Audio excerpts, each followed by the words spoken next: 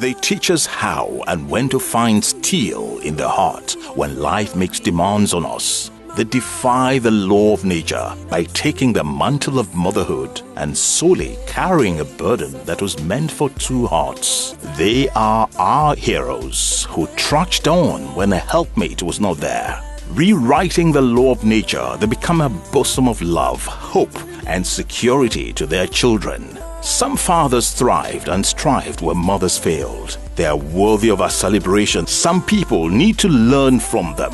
On this season of Supermom, we shall be celebrating fathers that gave their children a new lease of life against all odds. If you have such a father, log on to www.supermom.ng or call 081-452-23133 and you can win for him a brand new car, 1 million naira and 500,000 naira. Supermom Season 5. My Dad, My Supermom. Coming soon. This program is sponsored by Safeguard, double protection against germs, RLB, all-round protection, Hunger, Mama's Helping Hand. We asked Nigerians to share the stories of their mothers, the sacrifices they made for them, the journey of pain, love, devotion, and struggles made by our mothers to make us who we are today. They shared their stories with us. Thousands of entries, hundreds of interviews, and documentary across the country. 20 unique stories have been selected for us to learn from, appreciate, and celebrate. The sacrifices and devotion are real. Real people, real stories, real experiences. The emotional true life experiences being shared, narrated, and dramatized are simply captivating. Sit back, relax, and enjoy the most touching stories of our mothers. The Supermom reality TV show Celebrity Edition starts now.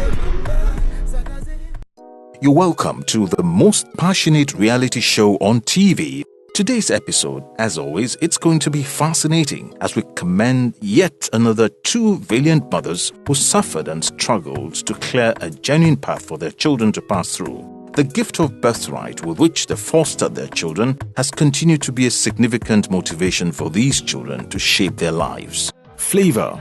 Chinedu Flavour Nabania draws his inspiration from God and the likes of the legendary late Fela Anikulapo Kuti and the late Osita Osadebe, just to mention a few. Flavour's songs are original, as most of his hits are expressed in his mother's tongue, which is Igbo language. His brand of music is a fusion of African rhythm, high life, and contemporary jazz. In one word, Afro-hip life. He sets the pace in his genre and is now widely accepted and enjoyed even to those who are non-indigents of the Igbo tribe. He has played all over Nigeria, America, Europe, and most parts of Africa. He performed for the 50th African Music Concert, which was organized by Kora along with Akon and other prominent artists from Ghana, Benin, and Ivory Coast. He recently hosted and performed at the just concluded Channel O Awards held in South Africa.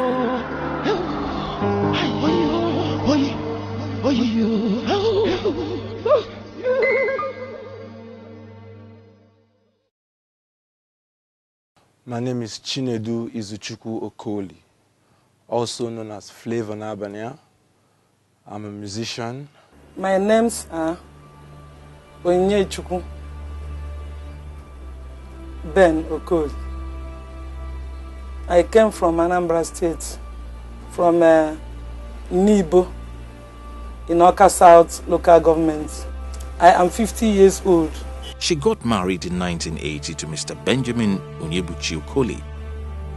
I married to Mr. Benjamin Onyebuchi Okoli in the year 1980.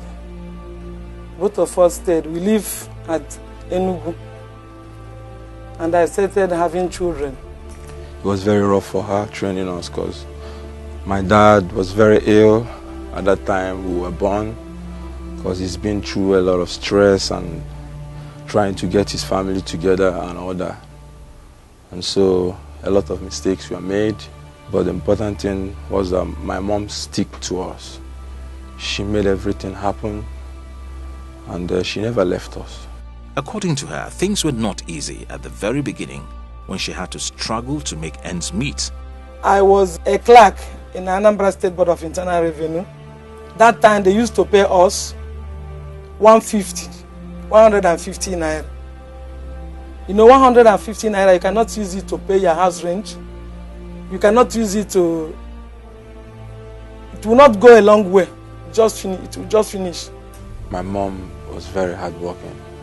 She had a lot of role to play in the family because at the time we were born, my dad was already getting older, and there was nothing really left for him to do to be able to sustain the family. And so my mom carried everything. She carried the cross. She started by sending us to school, to secondary school. That was the point she started everything. She was working, her office was at Onitsha. So she always travels from Enugu to Onitsha every day, and she comes back every day because we have to go to school the next day, and we have to eat, and she has to take care of all of that.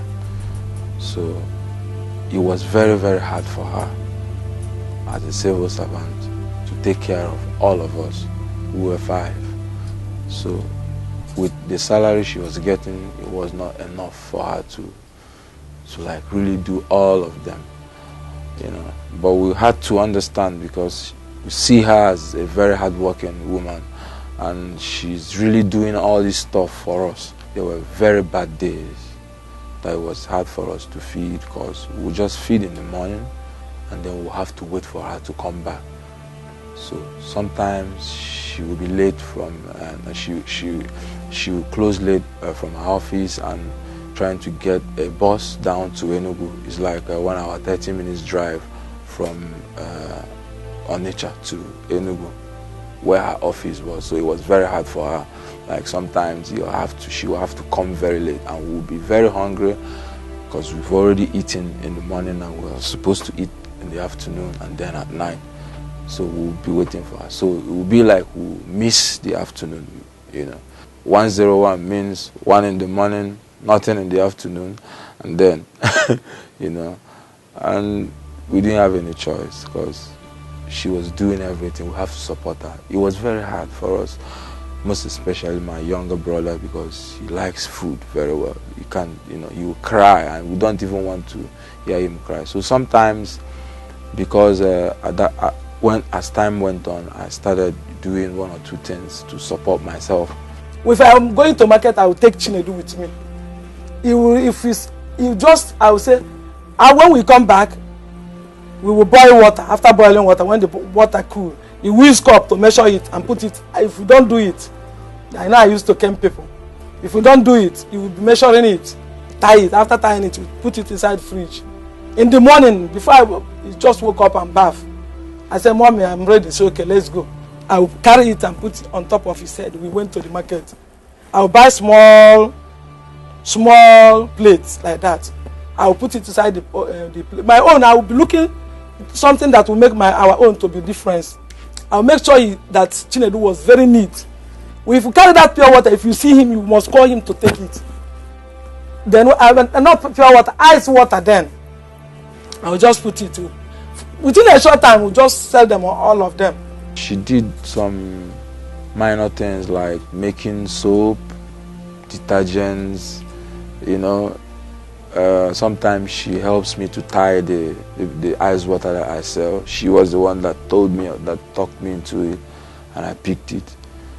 Then at a point, she also went and she got a shop at one market in Enugu, Obwete main market. She was selling jewelry. So sometimes when my ice water business grew, I started going to the market with her. Sometimes when there's strike, you know, she just did those things to support the family. There was a day there's nothing in the house. I just went to the bush. I cut some firewood. I carry it. I sold those firewood to the people making akara there. They bought this firewood and gave me some money. I use it to buy something. That day we eat rice and ice fish. So sometimes it will get very rough that she has a lot to do, that she couldn't meet. Sometimes we can't even meet up to 101. Like it has to be 100 or 010. You understand? It came to those times because I remember when I was very young, I came back one day and something like that happened the previous day, and I came back and I asked my sister. She said there was nothing. I cried. I started crying and I went to my father and I was like, what is wrong? You know, I was like trying to challenge him and all that. You know, after everything, he still talked me down and told me some certain things that I needed to know. The Supermom reality TV show. There was a year we were not able to pay our house rentage up to a year, and the landlady's giving us trouble. She's told us before that it's due, house rent is due, and then the second time she came was what like really made us know that this woman is taking this thing to a different level. She came to our yard and then she went through the backyard and came straight through the kitchen without knocking. She just barged in and met us at the parlor where we were having prayers very early in the morning. My husband will be begging the landlady, say we don't have money. We will pay. We have been paying you. Just exercise a little patience for us. So, and at that point, there was nothing. I could feel it, I know it. You know, there was nothing in the house.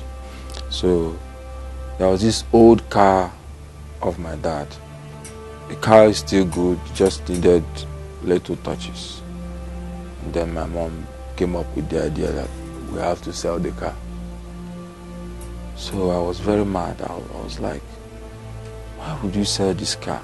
She was like, there's nothing else to do. We have to sell this car, or this woman will shame all of us. You know, I was very angry. Like, we made arguments. I was even shouting that, why would she come up with that kind of idea? But it was like the only option left for us. And we sold the car for that reason. She had always dreamt of having a doctor, a lawyer and an engineer as children once they were grown up. Chinedu, her first son, now known as Flavour, was good in sciences, so she made up her mind that he would become a medical doctor. Chinedu was my firstborn, so I wanted him to be a medical doctor because he was very good in science subjects. Chinedu had always loved music. His mom noticed this at a very tender age, but did not attribute it to anything. Now, one day she was preparing to go to church and Chinedu picked up a ruler and started drumming. That time, he was about 2 years. He's 82 years old. She just managed to get a ruler on top of the table and started beating that table. And as he was beating that table, I was listening. That the beating was well organized. I started listening to the beating. After some times, I was looking at Chinedu. In the morning, when we want to do morning praying, if you cannot get up early in that morning, if you are weak and you couldn't get up, you couldn't make it, Chinedu will be singing in the room. His voice, when you listen to his voice, you will just get up and say, oh, let me come out and join them in this morning devotion. Chinedu joined the choir in the church and was also very good with the drums. You know, and all the drums I played was in the church. I never played outside the church. I never went to join different bands and all that. I was only playing in the church. When you will be playing the drum, people will be dancing. Some will be dropping money. Say, hey, see little boy playing a drum like this. I never knew that it would just come for this extent now. She never wanted me to become a musician because she always thought that musicians, they have this wayward life. Because in olden days, no parents will allow his or son or her son to play music or to do something music, because they used to drink. After when they come for the burial or for anything, they will just play the music. You give them food, you give them drink, they will just drink and go. They will not collect anything from you.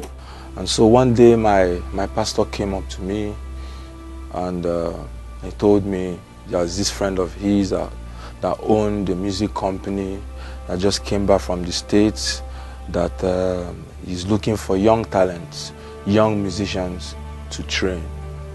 And I was very interested. I told him, I want to go. What does it take? Is it auditions? Just let me know. But at that time, I was only playing the drums. That was when I was 13. Okay, I went home, I told my dad a little bit of it, and he never took me serious. He didn't understand until the owners of the company, they came to my house, and then they met with my parents and told them what they wanted to do with me. And it didn't go so well because my mom just stood against it. From that point, she just said, no, if it's outside, if this music thing is outside the church, I don't want my son to get involved. The Supermom reality TV show. She saw that there was nothing she could do, and it's like, this thing is gradually working for this boy. Because what I would do, I always believe that she's my challenge. I'll prove her wrong. So when because finally I later left the company, I had to come back home. When I came back home, she was very happy. You're home now. Now I'm not the one that pushed you. You pushed yourself. You said you don't want to go to Port Harcourt with them, and I like it. Now that you're home now, you won't start roving around the streets. You have to take another jump and leave that music thing and go to university and study a different course. So at that time, I lived at home with my mom and my dad at that time for like 3 months, and I moved out of the house. She saw that she couldn't stop me again, and the important thing was that I'm not going out of Enugu again. Now in Enugu where she can see me, and like, so I told her I was recording that and I have to pay for studio sessions and all that because I want to start recording my own music. He told me that he wanted to do something in studio. I don't know what his studio is there. I don't know anything about music. I said, what are you doing? You want to do what? I said, I don't have money. Go. She said, has he gotten to that? I said, yes, sir, and I have small money. You never support me for this thing. Why they do it at all? So don't worry, that she will surprise me. I just look up. I saw her go, you will see me. I managed to get a crate of malt then and some packets of biscuits. I just when I brought all those things, he was so excited. And same when I saw them, they were dancing and doing, I don't I don't like all those behavior. So I just brought those things to give to him. He was very happy. Mommy, just come to embrace me. I said, no, just have it. No problem. I just leave them. I gladly accepted it and appreciated it, because it came from her, and I said, this is the first time my mom is like really coming out to support me. Yes, this is good, So at that point, I think that was when she started accepting me as a musician. I'm still loving my mama.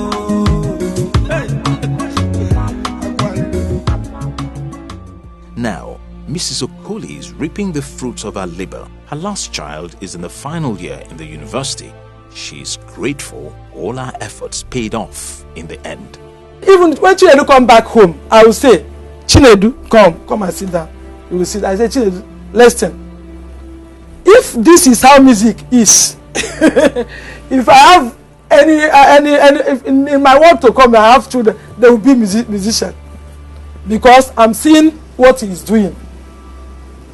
They teach us how and when to find steel in the heart when life makes demands on us. They defy the law of nature by taking the mantle of motherhood and solely carrying a burden that was meant for two hearts. They are our heroes who trudged on when a helpmate was not there. Rewriting the law of nature, they become a bosom of love, hope, and security to their children. Some fathers thrived and strived where mothers failed. They are worthy of our celebration. Some people need to learn from them. On this season of Supermom, we shall be celebrating fathers that gave their children a new lease of life against all odds. If you have such a father, log on to www.supermom.ng or call 081-452-23133 and you can win for him a brand new car, 1 million naira and 500,000 naira. Supermom Season 5. My Dad, My Supermom. Coming soon. This program is sponsored by Safeguard, Double protection against germ. RLB, All-round protection. Hunger. Mama's Helping Hand.